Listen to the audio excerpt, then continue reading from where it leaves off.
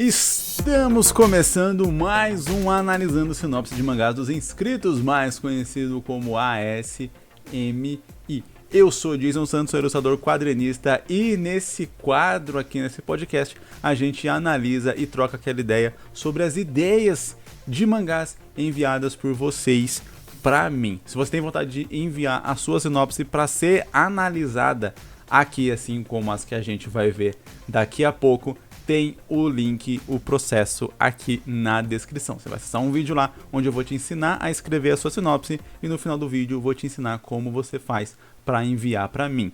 Caso você não possa esperar o tempo que leva para a gente analisar a sinopse, para você ter uma ideia, a gente está aqui lançando esse episódio em dezembro e as sinopses que eu vou analisar agora são de janeiro desse ano, então leva praticamente um ano para eu conseguir ler, devido à quantidade de sinopses que a gente tem e pelo fato também de eu soltar um episódio por semana, porque eu não tenho condição de fazer mais do que isso, por enquanto pelo menos. Quem sabe aí no futuro a gente consiga fazer 2 por semana ou algo desse tipo, e aí a gente conseguiria diminuir um pouco esse delay. Mas enquanto a gente não pode, se você tem vontade de ter a sua sinopse analisada mais rápido, seja membro aqui no canal do YouTube, que ali a partir de R$3 por mês você ajuda a gente a continuar fazendo esse trabalho aqui, esse projeto, e você tem a sua sinopse analisada mais rápido. A sinopse que a gente vai ler aqui é a primeira sinopse do vídeo, né?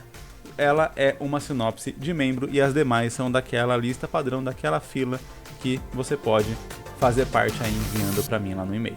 E antes de começar esse episódio aqui, eu quero deixar um recado que já tá no ar ali, a descrição do nosso concurso de mangás patrocinado pela XPPen, cara. Então é a chance aí de você finalmente tirar aquela ideia de mangá do papel e começar a se aventurar de verdade, de fato, no mundo dos mangás. Tem várias premiações muito interessantes, não é só um concursinho pra gente brincar aqui, é um concurso de verdade. A XPPen entrou de cabeça nesse concurso aqui e ela vai dar vários prêmios legais. Eu também vou dar uns prêmiozinhos maneiros aí que eu tenho certeza que você vai curtir. Eu comecei a me aventurar fazendo os one-shots, né? Eu já fazia mangá, séries e coisas do tipo, mas eu comecei a fazer one-shots quando eu comecei a conhecer os concursos de mangá que aconteceram lá na minha época. Falando assim, parece que eu sou um idoso.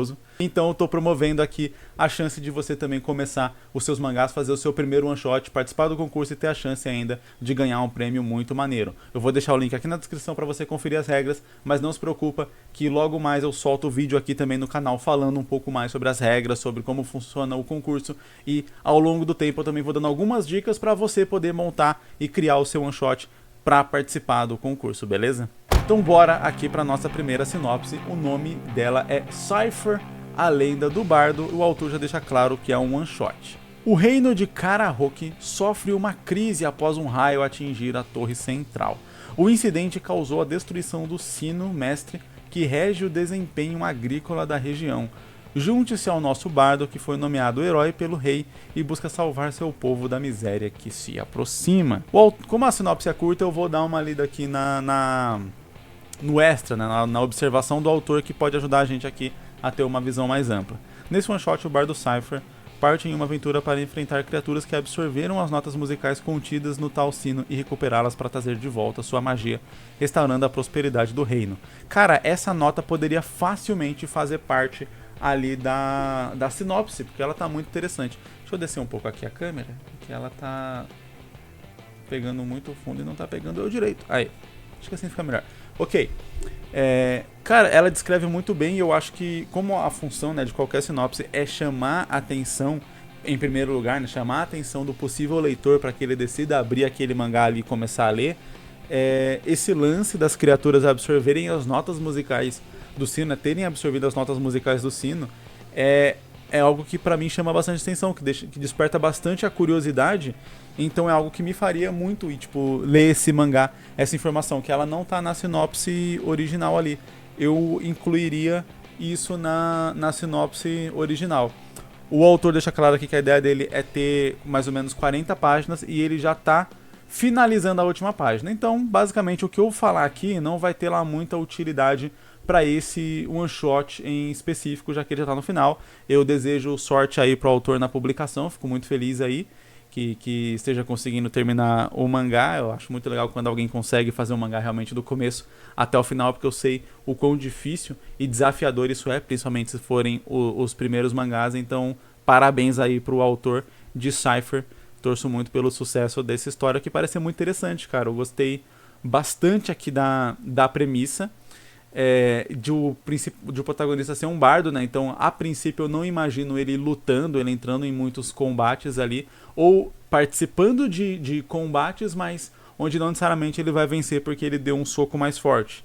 Mas talvez tendo que usar ali a esperteza, certa malandragem e tal, para poder se livrar de certas situações, né? Que bardos geralmente são conhecidos por ter serem, né, mais malandros e tal, terem esse conhecimento mais assim, e não tanto de só ir lá e ir pra porrada. Eu fico imaginando como seria interessante, tipo, os aldeões ali e tal, né, tocarem o sino e o sino não emitir som, e aí ter toda uma investigação do que tá acontecendo e tal, até descobrirem essa questão de que as criaturas absorveram as notas musicais, né. Eu achei legal, e de tipo, como isso poderia virar um problema maior. Eu fico imaginando como, tipo, sei lá, eles poderiam talvez absorver de alguma cantora ou alguma coisa assim.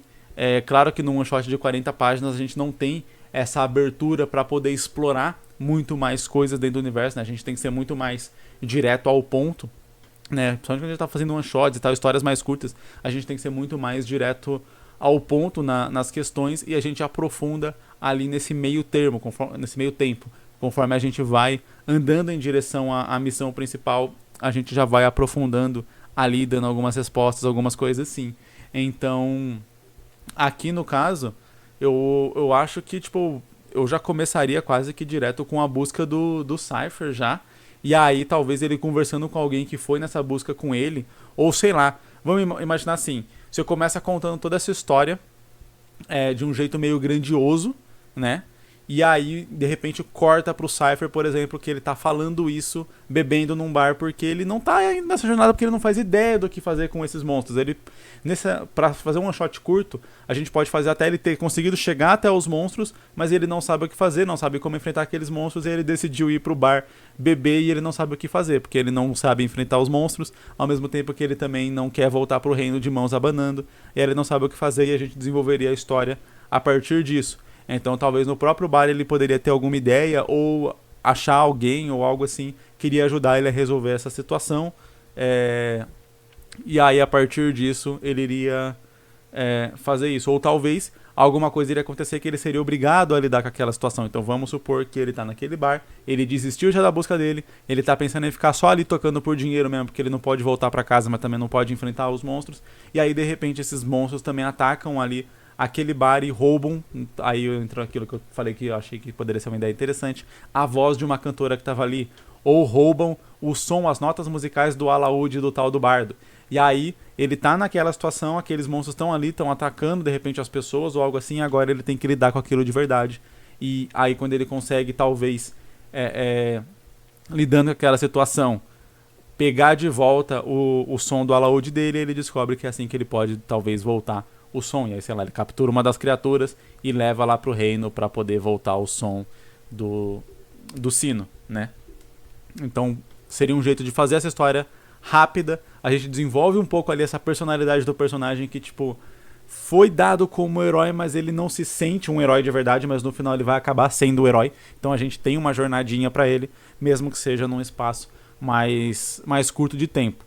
Eu acho que quando a gente trabalha muito one shot, isso já fica de dica pro concurso, né, que eu tô promovendo, quando a gente vai trabalhar um one shot mais curto, é interessante que a gente consiga aprofundar o nosso personagem enquanto a ação acontece, sem estar muito parado, né, para que a história realmente consiga caminhar ali do começo até o final, parecendo que ela realmente tem alguma coisa, né, que ela realmente aconteceu alguma coisa durante ela, que é um problema de várias histórias muito curtas que às vezes parece que você ficou só na divagação ali de alguma coisa e realmente não teve uma história com começo, meio e fim, né, você teve só um meio entrecortado, né, não teve nenhum prólogo diretamente, não teve um desfecho diretamente. Então você conseguir trabalhar esse começo, meio e fim, talvez meio e fim, talvez você dá o prólogo como um flashback, como alguma coisa, né? Aqui a gente meio que teve um corte, se você reparar. Eu pensei, você dá o prólogo do que aconteceu com a vila, aí você tem um corte, e nesse corte você teve várias coisas, que foi o bardo indo, achando os monstros, ele vai até os monstros, percebe que não tem o que fazer com eles, volta e desiste da jornada. tudo isso a gente cortou, mostrando já que ele tá no bar e tal ali. Então, tipo, muito do por trás de você fazer uma história um pouco mais curta é você perceber que certas coisas não necessariamente precisam ser mostradas naquela história para que a gente entenda e capte a emoção, deixando realmente as coisas verdadeiramente emocionantes, impactantes e mais interessantes serem acompanhadas para realmente serem feitas naquela história. Então você não precisa traçar todo o paralelo que aconteceria, por exemplo, numa série, né? Onde você teria literalmente um capítulo para mostrar a crise, aí você teria o reenviando o bardo, aí você teria vários capítulos de aventura desse bardo até chegar nos monstros, aí quando ele chega nos monstros ele desiste, aí ele volta para trás, aí você tem todo um lance dele ter voltado para trás, ter desistido e achar nova motivação, acontecer alguma coisa e aí enfrentar de novo. Então você teria todo um caminho ali, e aí quando a gente faz um one shot a gente tira todo esse meio e já liga as duas pontas, prólogo, final, e a gente pega meio pro final, tem que ter um meio, tem que ter um certo desenvolvimento, mas a gente trabalha esse desenvolvimento já encaminhando pro final. Você não vai ter tipo aquele lance de vou enfrentar os minions pro boss. Você já vai direto pro boss e aí você fala que enfrentou os minions, revela alguma outra coisa ali de alguma forma assim, dá a entender que enfrentou os minions, mas o foco ali é mostrar o boss, porque é essa luta que importa, não é a luta com os minions. Se tiver alguma luta com algum minion que importe muito pra história, aí você põe ela, mas tem sempre que ir conciliando ali as páginas. Um one shot de 40 páginas, por exemplo, eu dividiria entre mais ou menos umas 5 a 10 páginas no máximo para o prólogo, aí 20 páginas de desenvolvimento e 10 páginas de desfecho, né? Então seria mais ou menos assim. No caso dessa história em específico, eu acho que esse começo poderia ter até menos. Realmente 5 páginas já basta. E aí 5 páginas pra gente ter a introdução do contexto até ele ser enviado lá pra missão. 5 páginas de desenvolvimento da parte dele desistindo, mostrando que ele é um fracassado, etc. Só coisa ruim acontecendo. Aí a gente teria ali mais 15 a 20 páginas mesmo de todas as tretas que estão acontecendo ali, os monstros atacaram ali, roubaram o negócio e tal, todas as coisas que ele tem que fazer, até chegar nas 10 páginas de desfecho, que seria dividido entre, sei lá, 5 páginas do confronto final e mais 5 páginas de desfecho mesmo, que é ele voltando à vila e tal, retomando o ciclo. Aí, dependendo do que tivesse ali, daria pra ter até 3 ou 2 páginas só, que é ele chegando como vitorioso, todo mundo comemorando, você já entende o que aconteceu. Você não precisa mostrar literalmente também ele chegando lá e trazendo o som de volta ao sino, nem nada do tipo assim. Você mostrou que ele chegou e a gente já viu que ele conseguiu realizar a missão, o leitor tem capacidade de completar o resto. Então quando a gente faz um one shot, a gente precisa contar muito com a capacidade do leitor de ligar os pontos. A gente dá os pontos pra ele e ele liga, tipo, se o personagem fez, ele tá aqui e fez isso, então eu já sei mais ou menos o que aconteceu naquele meio ali, sem que o autor precise literalmente me mostrar o que aconteceu naquele meio. Eu acho que esse é um grande ponto pra gente fazer histórias mais curtas e ainda assim elas serem interessantes. O nome da nossa próxima sinopse é Inferes. E a autora deixa aqui, né, a nota de que Inferes significa submundo em latim. É um nome legal. Elise acorda em outro lugar, outro mundo, uma nova dimensão chamada de diversos nomes. Ela não lembra do seu passado, tirando o seu primeiro nome. Ela e um garoto chamado Hayato vão em busca de sair desse mundo chamado de inferno, assolado por monstros e pessoas que não pensam em piedade. Ok, aqui a gente tem uma sinopse extremamente ampla, né, em termos de pra onde pode ir, do que aconteceu, do que pode ser, né, tipo, literalmente qualquer coisa que eu disser aqui praticamente pode se encaixar aqui, porque a gente tem uma base bem básica, enfim, ficou meio redundante, mas acho que você entendeu, né? A gente tem aqui, quais são os conceitos apresentados? A gente tem algum garoto chamado Hayato, que supostamente está sofrendo a mesma coisa que a Elise está sofrendo, que até acordado no mundo, não tem muita lembrança, só saber o nome, e aí tentar descobrir o que fazer a partir dali. O que eu sempre falo, eu já falei isso numa sinopse anterior que era bem parecida nesse sentido, se essa personagem não tem memória nenhuma, só do nome dela, e ela acordou nesse mundo, ela não tem motivos pra pensar que aquele mundo não é o lugar que ela pertence. Ela não tem muitos motivos pra pensar que ela deve sair desse mundo, sabe? Porque ela não tem memórias. Então, o que eu faria aqui seria talvez aquela perda de memória seletiva. Então, beleza, ela não sabe muito sobre as coisas, mas ela sabe o que aconteceu e que ela foi teleportada, que aquele mundo não era de onde ela vinha. Ela pode ter poucas memórias do mundo de onde ela via, alguns flashes, etc. Mas ela precisa ter conhecimento suficiente para saber de que aquele não é o mundo dela. Pensa assim, se alguém sofre de amnésia hoje por conta de, sei lá, um acidente de carro, ele não vai acordar no nosso mundo e pensar, esse não é o mundo que eu vim, eu preciso voltar pro meu mundo. Porque, enfim, você não sabe de nada, o que te diz que esse não é o mundo que você veio, sabe? Então eu colocaria certas coisas até para dar aquela noção de busca para a personagem do ponto de vista do leitor. O leitor ver e entender ali algumas coisas, ele mesmo tentar completar esses flashes, tentar entender melhor o que está acontecendo. À medida que os próprios personagens vão entendendo o que está acontecendo também. Pelo que eu vi, a ideia é ser um mundo extremamente cruel, né? E aí o problema da gente fazer um mundo extremamente cruel é que a gente tem que talvez colocar alguns pontos onde, beleza, é um mundo cruel, mas nem tudo nele é 100% cruel. Você tem pessoas boas, você tem essas outras coisas talvez acontecendo ali. Por que eu digo isso? Porque é a base de referencial. Do mesmo jeito que eu falei que se a personagem ela não lembra de nada do passado dela, ela não tem referencial para saber que aquele não é o mundo do qual ela pertence, do qual ela veio. Da mesma forma, se todo mundo é extremamente cruel e impiedoso nesse mundo, a gente não tem referencial para sentir pena de alguém, por exemplo. Você fala, esse mundo ninguém tem piedade. Logo, você teria que associar a piedade a quem está além da história. Quem está além da história teria que ter piedade de alguém. Para que essa pessoa tenha, para que quem está além da história tenha piedade de alguém, você precisa ter alguém digno de piedade e que talvez teria piedade de outro. Teria que ter alguém bondoso que iria sofrer, teria que ter pessoas que supostamente não merecem o sofrimento que estão enfrentando, sofrendo.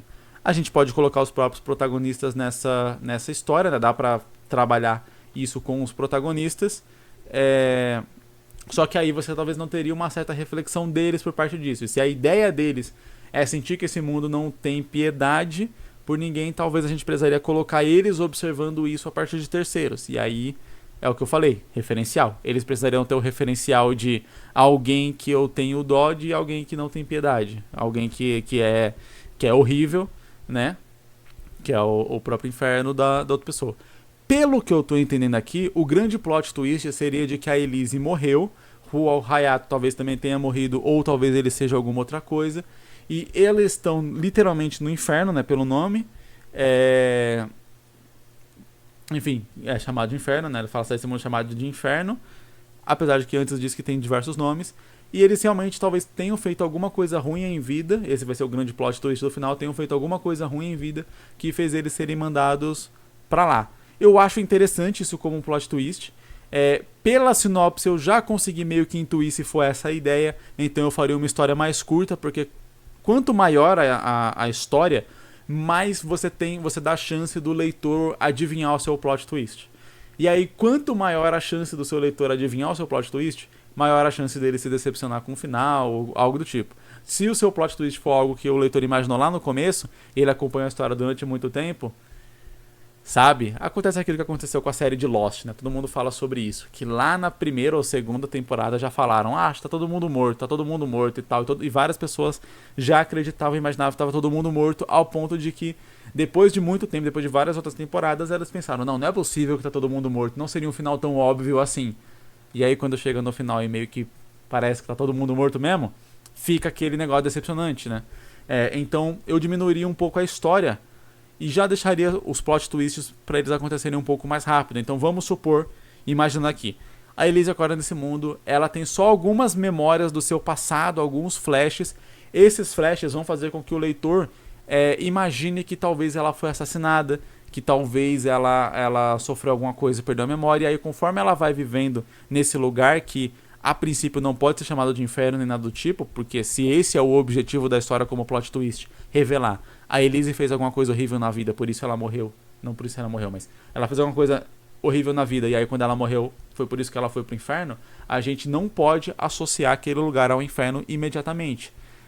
A gente pode associar alguma espécie de Isekai, alguma outra coisa assim. A gente pode colocar algumas pessoas que parecem ser bondosas naquele mundo, exatamente pra gente afastar a ideia de inferno desse mundo.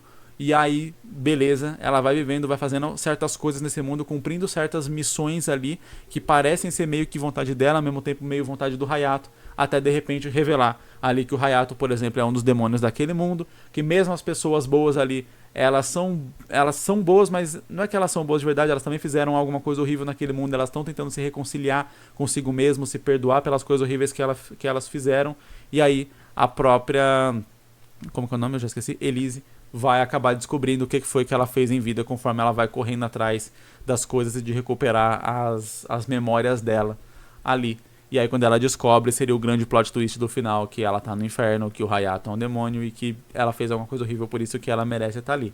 Se a gente quiser estender essa história um pouco mais e trabalhar com alguma espécie de mensagem ou temática, que não seja só pelo plot twist, a gente pode até fazer uma questão de ela descobrir relativamente mais cedo e aí ela conseguir, através de boas ações que ela fizer ali mesmo estando no inferno, né, ela perceber que ela fez algo horrível, e que, beleza, talvez ela mereça estar ali, mas não é porque ela merece estar ali que ela precisa ser igual às outras pessoas, precisa ser uma pessoa horrível, e ela começa a ajudar outros demônios ali que talvez estão em situações de sofrimento também e que ainda não conseguiram se perdoar por aquilo, e é exatamente essa atitude dela que, por exemplo, vai levar ela pro céu ou algo assim. Aí a gente consegue completar um ciclo, não só fazer o plot twist, mas completar um ciclo ali na história. Então, através de uma boa ação que ela pode fazer ali no final, imaginando uma história mais curta, igual estava fazendo mais ou menos na anterior, a gente trabalharia ali mais ou menos 60% da história ou 50% da história antes do plot twist, então com ela cumprindo determinadas missões, conhecendo aquele lugar, recuperando a memória, até ela descobrir o grande plot twist. Ela tá no inferno e ela fez uma coisa horrível em vida. A partir daí, ela realiza uma boa ação, o Hayato tenta impedir ela de realizar essa grande boa ação que ela vai fazer ali, e aí tem esse confronto e tal, mas ela consegue concluir essa boa ação até o ponto de dizer: eu não preciso ser uma pessoa horrível só porque eu tô aqui, e isso é a grande salvação dela. Aparece, sei lá, um anjo e tira ela dali, e a gente meio que já, como eu disse na outra sinopse também, a gente precisa contar um pouco com certa subjetividade de a gente dar um ponto e o leitor completa o caminho. Mostrou um anjo, o anjo tirou ela dali, a gente subentende que ela saiu do inferno, ela foi pro céu, porque ela foi bondosa mesmo num lugar horrível como o inferno. Acho que isso é muito interessante de ser trabalhado aqui nessa história. O nome da nossa próxima sinopse é O Colapso da Era do Bronze. O autor deixa claro aqui que esse é um nome provisório, então, como sempre, quando isso acontece, se tiver alguma sugestão de título para esse mangá aqui, deixa aqui nos comentários. 1200 a.C., o mundo conhecido vem passando por diversos problemas ambientais, terremotos, seca, e para piorar a situação, um misterioso povo vem atacando muitas cidades pela costa da Grécia, Levante e Egito, ficando conhecidos como o povo do mar. Estes atacaram a polis, onde vive um jovem grego chamado Miron, que, tendo perdido tudo o que tinha, parte em uma jornada para encontrar um lugar melhor para viver, ao mesmo tempo que segue os rastros de destruição do povo do mar e tenta impedir a continuidade de tanto caos pelo mundo. Legal, cara, eu curti a ideia. Pelo que eu tô entendendo, tirando o lance do povo do mar, que o próprio autor colocou entre parênteses, entre aspas aqui, não tem nada muito místico nessa história. Eu acredito que esse povo do mar pode ser um lance meio Atlântida e tal, algo assim, né? Veio na minha cabeça um lance meio de mitos de Cthulhu também e tal, com essa parada de ter uma galera meio com cara de peixe e tal, um negócio mais aterrorizante assim, mas imagino que talvez não seja essa a ideia. Mas eu gostei da ideia do Miron aqui, de ser um pouco mais pé no chão, no sentido de ele não vai, eu vou vingar e acabar com o povo do mar por tudo canto. Ele realmente vai, tipo, como uma pessoa normal faria, ele vai em busca de um lugar melhor, ele vai em busca de fugir daquilo e tal. E aí uma coisa que pode acontecer realmente seria, tipo, vai num caminho da história, ele vai buscar um lugar pra viver, e aí ele descobre que vários outros lugares já foram atacados por esse povo. E aí ele pode, a partir disso, pra gente dar alguma importância pro protagonista e ele não ser realmente só mais um refugiado que vai fugir ali, né, que é aquele negócio que eu sempre falo. Por que a gente tá contando essa história? Por que a gente tá acompanhando esse personagem e não aquele outro, sabe? E aí geralmente é porque esse personagem tem algum nível de importância. A gente abre um livro de história, a gente vai perceber que os nomes que são citados ali são nomes de pessoas que fizeram alguma coisa relevante na história, que tiveram algum nível de importância na história. Tá certo, às vezes o que ele fez de relevante foi morrer, né? Acho que era Francisco Ferdinando, o duque lá que morreu e desencadeou a Primeira Guerra Mundial. Primeira Guerra Mundial provavelmente já aconteceria independente dele morrer ou não, mas ele morrer foi o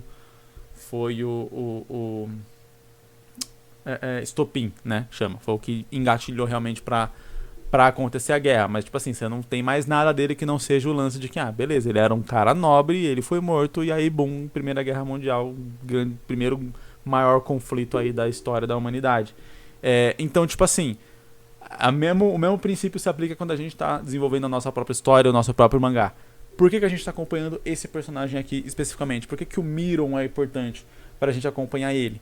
E aí, a gente pode pensar que o Miron, assim como várias outras pessoas, ele simplesmente quis fugir ali daquela cidade e achar uma outra cidade que ele estivesse seguro, onde ele pudesse talvez recomeçar a vida dele. Só que ao ir com outros refugiados para outras cidades, ele percebe que as outras cidades também tinham sido atacadas. Pelo nível de destruição, né? Tipo assim, você consegue ver se, beleza, aqui foi atacado há pouco tempo, né? Ainda tem casas pegando fogo, ou isso foi atacado já há bastante tempo e tal, já tem jeito de que as pessoas deixaram aqui já faz bastante tempo, já foi abandonado há muito tempo.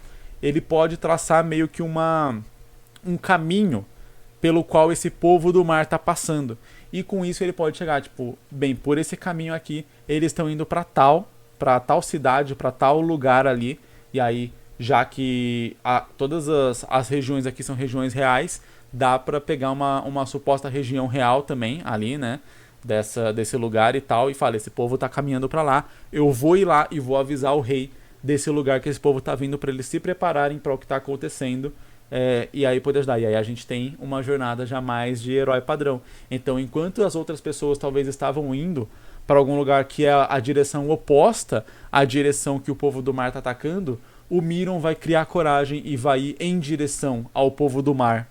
Não em direção para ir se vingar e matar todo mundo na raça, mas na direção que eles estão indo, pra tentar avisar o cara lá da frente de que, essa galera tá chegando, eles fizeram um rastro de destruição, fique esperto porque o bagulho vai ser louco. E aí a gente cria um grau de importância pro Miron fazer isso. E aí entra a segunda parte, que é a mesma coisa que eu falei. Por que a gente tá acompanhando esse personagem? Porque ele é o personagem que vai agir diferente da multidão. Por que a gente tá contando essa história? Aí entra a decisão do autor. Você quer contar a história que quer ser contada, é a história da derrocada do povo do mar, do grande exército, do grande homem que conseguiu derrotar o povo do mar, é a história de como eles foram derrotados, é a história de como esse Miron ajudou a salvar as pessoas. Qual é a história que está em questão aqui? Por que eu estou falando isso?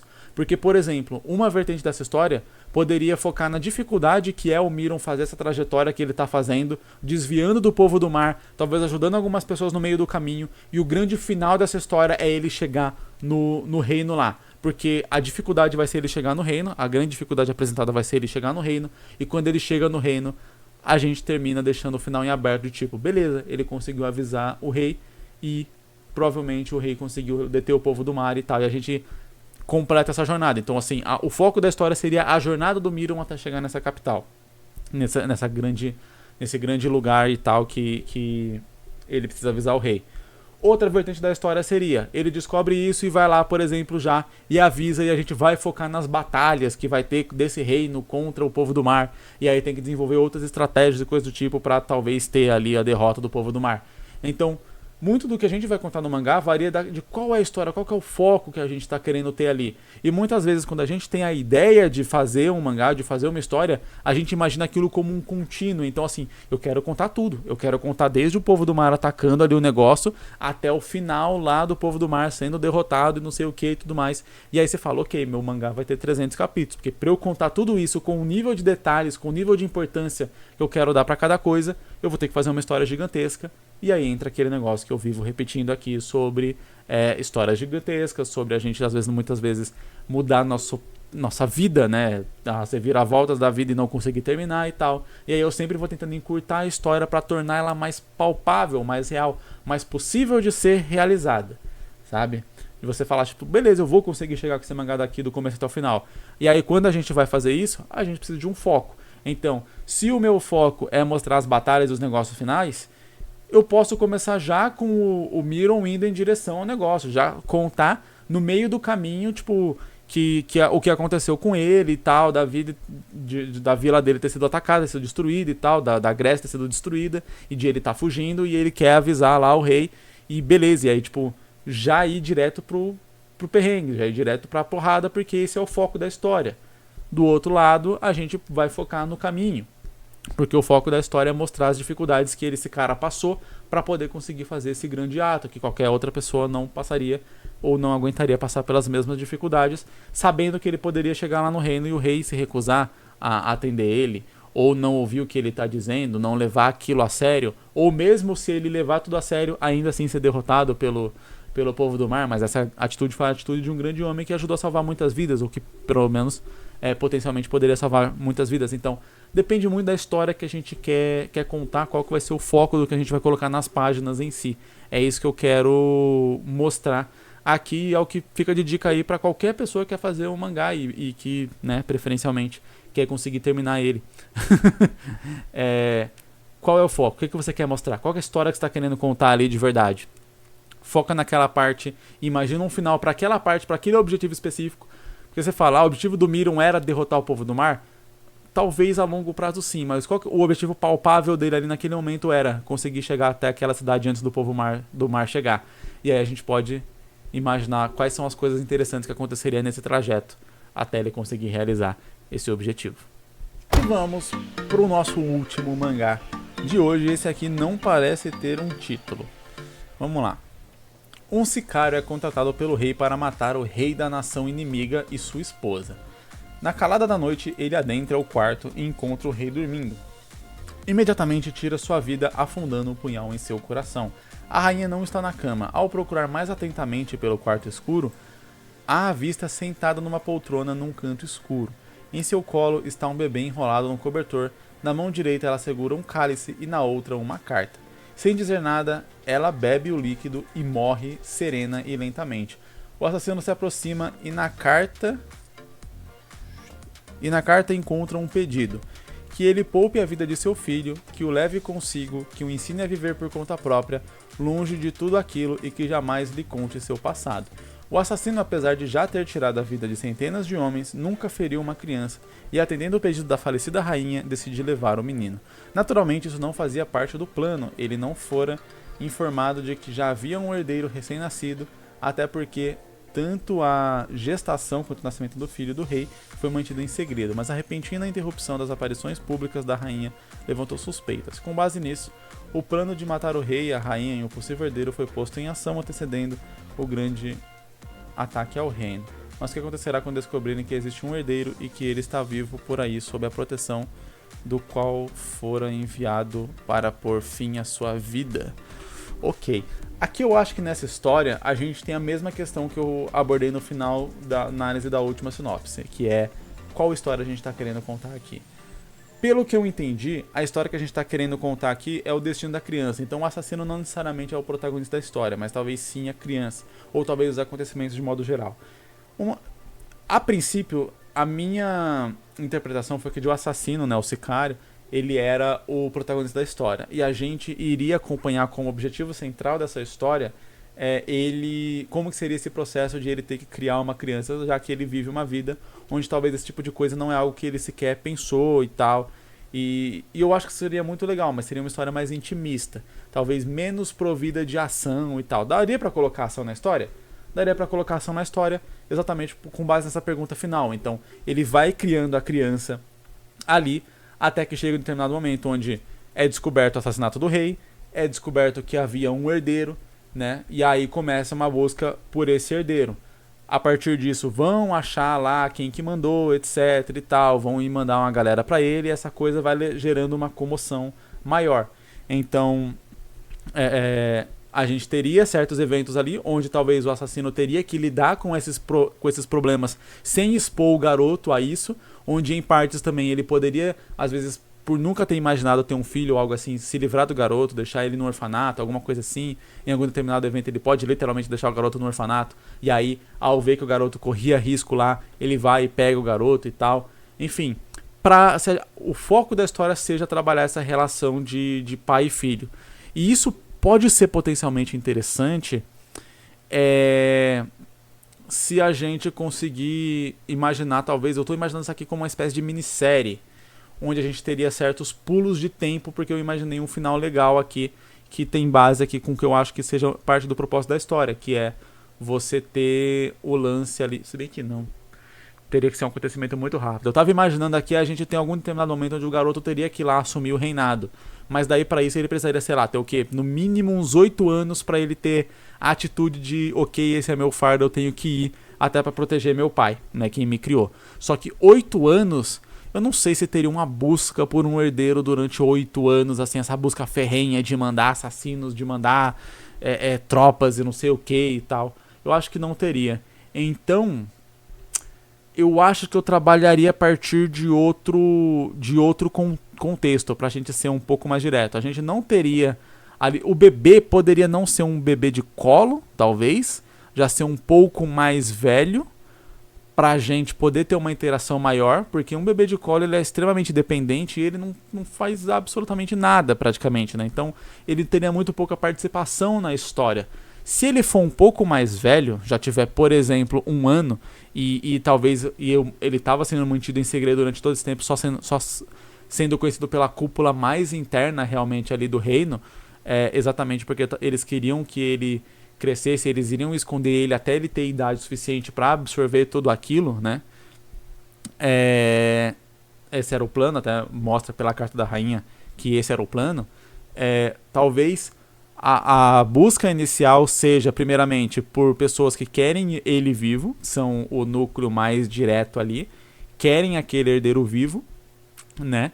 E então vão em busca dele e obviamente para cumprir o pedido da rainha o assassino, o sicário não vai permitir.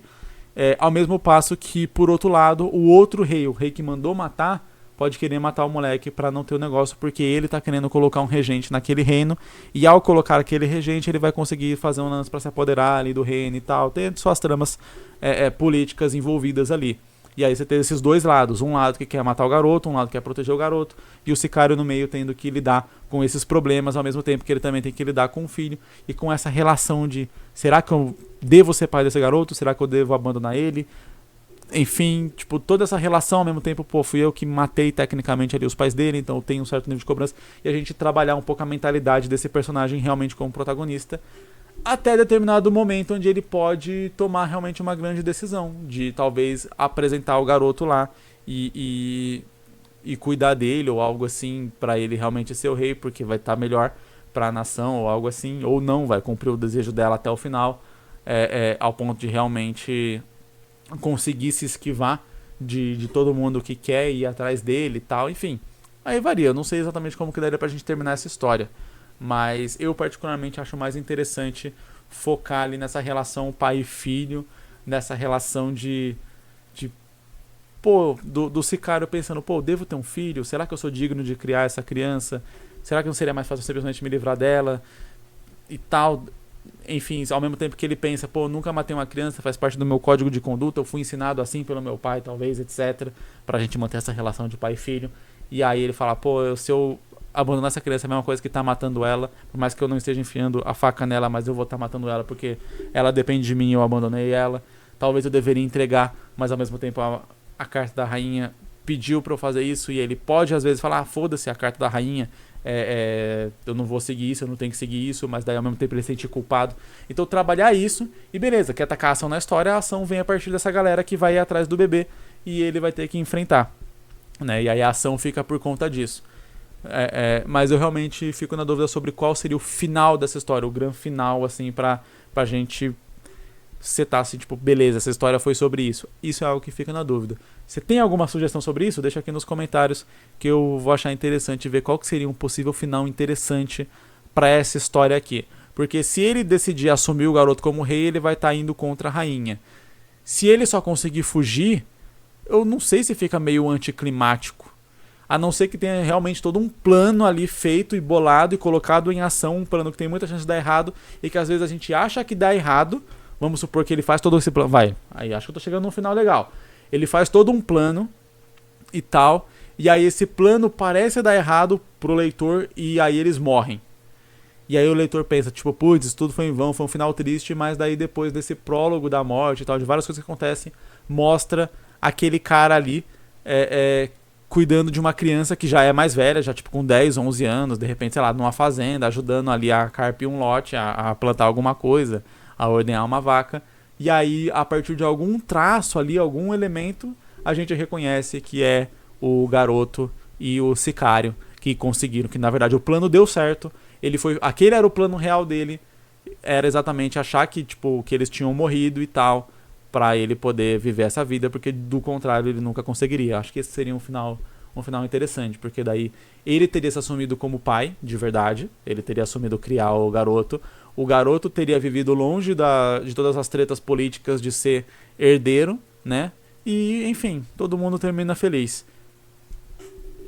Se quiser ainda dar um final mais feliz ainda, mais justo, digamos assim, ainda dá pra dizer que depois que eles morreram, o regente assumiu lá, mas ele se voltou contra o outro reino e tal, e aí, enfim, o outro cara não conseguiu, os reinos se mataram, teve uma grande guerra, os reis morreram, e o outro rei que mandou assassinar morreu, por exemplo, sabe, nessa grande guerra, porque o regente se voltou contra ele, né, depois que chegou no cargo de regente ali, e agora que não tinha mais sucessor e virou rei de verdade, ele gostou do poder e foi contra o outro cara que era quem tinha colocado ele lá, e numa guerra acabou conseguindo assassinar o outro rei, que foi o rei que pagou o sicário pra assassinar a galera lá no começo da história. Acho que ainda seria um final ainda mais justo, mas que ia dar aquele gosto de tipo, porra, deu tudo certo no final.